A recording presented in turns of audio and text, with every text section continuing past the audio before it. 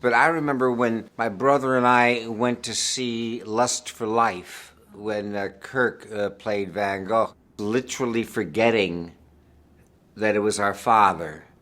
And then when it came to the scene, he looked at himself in the mirror and he cut his ear off and the blood splattered on the mirror, and my brother Joel screamed and ran out of the movie theater, and I was actually close behind.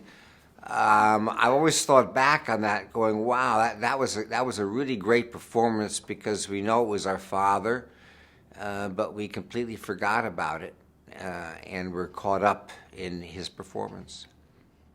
I got into acting reluctantly, a lack of choice. I was a healthy product of the 60s, went to college in Santa Barbara, California. I would have still be there now if I could have figured out another degree to get.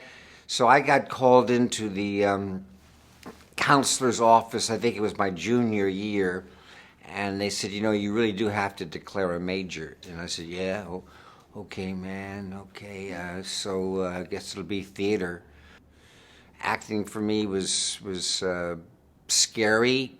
Used to do theater productions with a wastebasket off stage where I'd get sick just before I'd go on, but thought it would be the easiest choice for a hippie.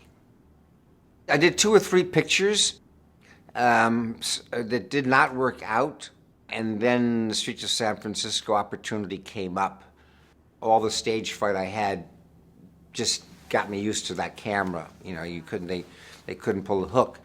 So by the time I left the show to produce Cuckoo's Nest, I was shocked really at the amount of knowledge as a producer that I had gained doing that show.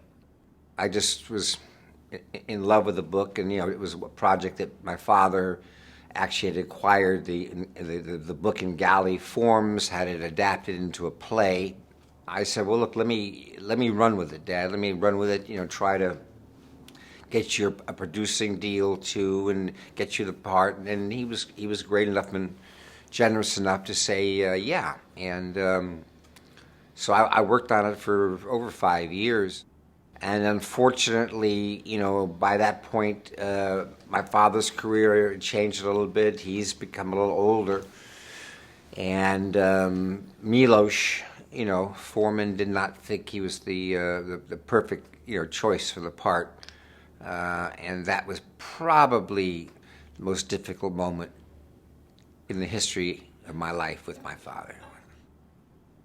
I understand now probably better than ever before, because you don't get many good parts in your life. You just don't. I'm blessed with this Gordon Gekko role in the Wall Streets. All of us to this day still don't quite get the this phenomenon of this clearly well-defined villain. If I have one more drunken Wall Street guy come up to me and, you're the man, I personally enjoy the challenge of taking not very likable characters and seducing an audience. But I just read Solitary Man and thought, oh, this is magnificent. This is great writing, and if I can pull it off, if I can get that rhythm and that car dealer and a guy who at one time was on top of his game, but has lost it, and he's still trying to have the bravado. And some people thought, why am I sitting here for 2 hours watching a sleazeball?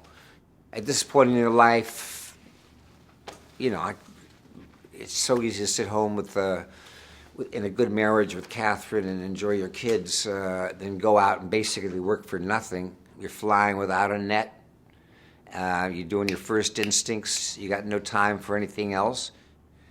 And when you're doing a little independent movie like Solitary Man, you're doing it for yourself. I guess it's like an off-Broadway play.